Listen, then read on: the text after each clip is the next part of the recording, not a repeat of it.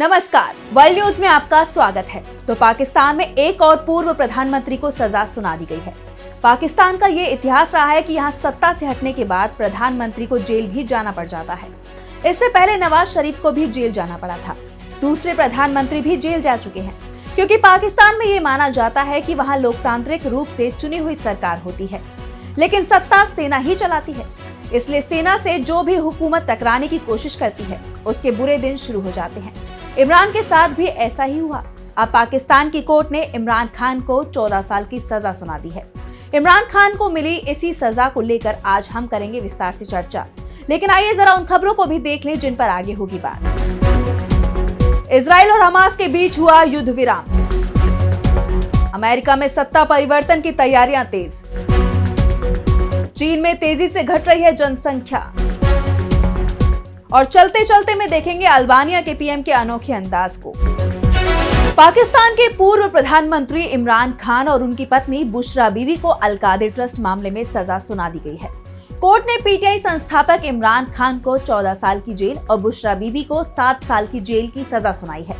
रावलपिंडी की अडियाला जेल में बनी स्थायी अदालत में कड़ी सुरक्षा के बीच जज नासिर जावेद राणा ने फैसला सुनाया।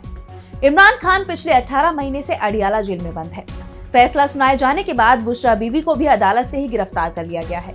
अदालत ने इमरान पर 10 लाख रुपए और बुशरा पर 5 लाख रुपए का जुर्माना भी लगाया है। जुर्माना न भरने पर 6 महीने की जेल ज्यादा काटनी होगी। जिस मामले में इमरान और उनकी पत्नी को सजा सुनाई गई है, वो बहिया टाउन से जुड़ी जमीन और पैसे के लेन देन से जुड़ा है, जिसमें इमरान खान पर भ्रष्टाचार का आरोप है। ये इमरान खान के पीएम कार्यकाल के दौरान हुआ था। इमरान खान और बुशरा बीवी पर आरोप लगा था कि उन्होंने बहिया टाउन लिमिटेड से अरबों रुपए और सैकड़ों कनाल जमीन हासिल की। अदालत ने इन आरोपों को सही माना। इसके बाद इमरान और बुशरा बीवी को दोषी ठहराते हुए सजा का ऐलान कर दिया।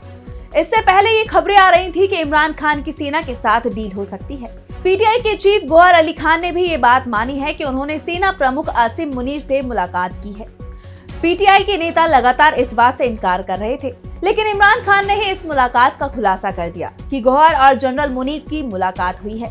इससे पहले जियो न्यूज ने सूत्रों के हवालों से बताया था कि पीटीआई चीफ को जनरल मुनीर से मिलने के लिए सोमवार को हेलीकॉप्टर से पेशावर ले जाया गया था। जनरल मुनीर पहले से पेशावर में मौजूद थे। ये तीसरा मौका था जब पीटीआई के अधिकारी और सरकार के बीच बातचीत हुई। पीटीआई के नेताओं की तरफ से दावा किया जा रहा है कि उन्हें सेना की तरफ से एक डील ऑफर हुई थी, जिसमें इमरान खान के देश छोड़ने की शर्त पर उनकी रिहाई का रास्ता साफ होने की बात कही गई थी। साथ ही ये भी कहा गया था कि इमरान खान पाकिस्तान में किसी भी राजनीतिक गतिविधियों में किसी भी तरह से भागीदारी नहीं कर सकेंगे, लेकिन इमरान खान स्वीकार करने को तैयार नहीं हुए। इमरान खान ने समझौते को लेकर सोशल मीडिया पर कहा कि वह नवाज शरीफ नहीं है कि जेल से बाहर आने के लिए सरकारों से डील करेंगे। इमरान खान ने पार्टी कार्यकर्ताओं से 8 फरवरी को ब्लैक डे मनाने को कहा है। उन्होंने इसके लिए अभी से तैयारियां भी शुरू कर देने को कहा है। अब बात मिडिल ईस्ट की। इजराइल और हमास के बीच चली आ रही जंग अब थम गई है। दोनों के बीच में संघर्ष विराम हो गया है। इस युद्ध विराम के लिए ट्रंप प्रशासन ने इजराइल पर दबाव डाला, जिसके बाद नेतन्याहू इसके लिए तैयार हुए। इजरायली प्रधानमंत्री बेंजामिन नेतन्याहू ने एक्स अकाउंट पर लिखा कि वार्ता दल ने प्रधानमंत्री को बताया है कि बंधकों की रिहाई के लिए समझौते पर सहमति बन गई है। बंधकों और लापता लोगों के लिए प्रधानमंत्री कार्यालय के प्राधिकरण के बंधकों के परिवारों को इस बारे में जानकारी दे दी है। युद्ध विराम की जो डील हुई है, उसमें ये पहले 6 सप्ताह के लिए होगा। इस दौरान इजराइल की सेना गजा से वापस लौटेगी। इसके अलावा उत्तरी गजा में फिलिस्तीनियों की वापसी होगी, जिसे इजराइल की सबसे बड़ी हार माना जा रहा है, क्योंकि वो हमास के खिलाफ जंग जीतने में कामयाब नहीं रहा है। इजराइल ने डील में राहत सामग्री वाले 600 ट्रकों की एंट्री गजा में कराने की मंजूरी भी दी है। इसमें से 50 ट्रकों में ईंधन होगा। हमास के पास अब भी 33 बंधक हैं। हमास ने कहा है कि वो डील के तहत हर सप्ताह 3 बंधकों को रिहा करेगा। तो हर बंधक के बदले इजराइल 30 फिलिस्तीनी कैदियों को रिहा करेगा। यानी हमास 3 बंधकों को छोड़ेगा तो इजराइल 90 फिलिस्तीनियों को छोड़ेगा। सीजफायर के दूसरे चरण की बातचीत 16वें दिन शुरू होगी। इसमें तय होगा कि बचे हुए बंधकों को कैसे छोड़ा जाए। हमास का कहना है कि वो सभी बंधकों को तभी छोड़ेगा जब इजरायली सेना पूरी तरह से गजा को खाली कर देगी। तीसरे चरण में गजा के पुनर्निर्माण की प्रक्रिया शुरू की जाएगी। इस तरह 3 राउंड में सीजफायर की डील पूरी होगी। और अब अगली खबर में देखेंगे अमेरिका के नवनिर्वाचित राष्ट्रपति डोनाल्ड ट्रंप के शपथ ग्रहण समारोह की तैयारियों को। डोनाल्ड ट्रंप दूसरी बार अमेरिका के राष्ट्रपति बनने वाले हैं। उनका शपथ ग्रहण समारोह 20 जनवरी को वॉशिंगटन डीसी में होगा। ये समारोह 3 दिन तक चलेगा। इसकी शुरुआत 18 जनवरी को होगी। शनिवार को राष्ट्रपति के स्वागत और आतिशबाजी के साथ साथ कैबिनेट रिसेप्शन और उपराष्ट्रपति के रात्रि भोज से होगी। इसके बाद 19 तारीख को ट्रंप कैपिटल वन एरिना में make America great again victory rally में अपना भाषण देंगे, जिसमें Kid Rock, the Village People, Billy Ray Cyrus और ली ग्रीनवुड की परफॉर्मेंस भी शामिल होंगी। ट्रंप इसी शाम को होने वाले कैंडल लाइट डिनर में भी बोलेंगे। इसके बाद रविवार यानी कि 20 जनवरी को उद्घाटन दिवस की शुरुआत सेंट जॉन चर्च सेवा और व्हाइट हाउस में चाय पर चर्चा के साथ होगी। उसके बाद दोपहर 12 बजे के आसपास यूएस कैपिटल में शपथ ग्रहण समारोह होगा। इसके बाद पूर्व राष्ट्रपति और उपराष्ट्रपति को विदाई, हस्ताक्षर समारोह, कांग्रेस का लंच, राष्ट्रपति द्वारा सैनिकों की समीक्षा, पेंसिल्वेनिया एवेन्यू से व्हाइट हाउस तक राष्ट्रपति परेड और ओवल ऑफिस में हस्ताक्षर समारोह जैसे औपचारिक कार्यक्रम होंगे। बता दें कि ट्रंप अमेरिका के 47वें राष्ट्रपति के तौर पर शपथ लेंगे। ट्रंप के शपथ ग्रहण समारोह में शामिल होने के लिए कई ग्लोबल लीडर्स को भी न्योता भेजा गया है। हिंदुस्तान से विदेश मंत्री एस जयशंकर भी इस समारोह में शिरकत करेंगे। हालांकि पीएम मोदी इस समारोह में शामिल नहीं होंगे और उनकी इस गैर हाजिरी की वजह पीएम मोदी को सीधे तौर पर इस समारोह का न्योता नहीं मिलना माना जा रहा है। इस बीच ट्रंप के शपथ ग्रहण समारोह कार्यक्रम की तैयारियां जोरों शोरों से चल रही हैं। हर चीज पर काफी ध्यान दिया जा रहा है, जिनमें सुरक्षा भी अहम मुद्दा है। ट्रंप के शपथ ग्रहण के कार्यक्रम की सुरक्षा की जिम्मेदारी एक प्राइवेट कंपनी को सौंपी गई है। जानकारी के अनुसार आर्कस ग्रुप एलएलसी नाम की प्राइवेट कंपनी ट्रंप की शपथ ग्रहण कार्यक्रम की सुरक्षा सुनिश्चित करेगी। सरकारी दस्तावेजों से इस बात का खुलासा हुआ है।